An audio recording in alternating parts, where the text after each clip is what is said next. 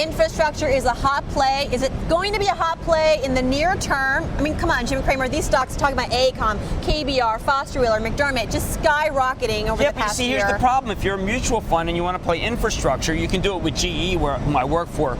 Anywhere from 25 to 37% of the revenues can be described as infrastructure for GE. The guy who doesn't like it, John Inch, says it's only 25%. Most people are recognizing that it's got a great infra business.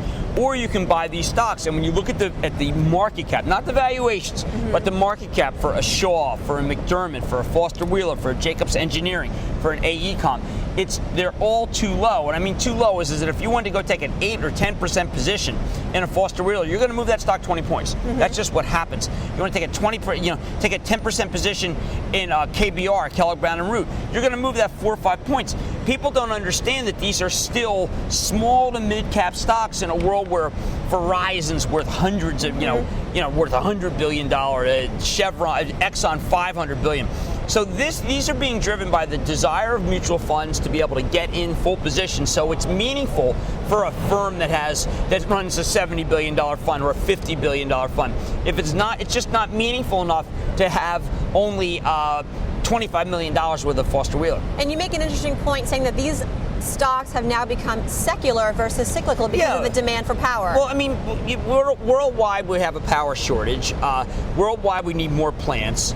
Worldwide, we need plants that are creative, whether it be nuclear or whether it be coal bed fluidization. Worldwide, we need more refining, and all these companies do that. Worldwide, we need the fixture of infrastructure.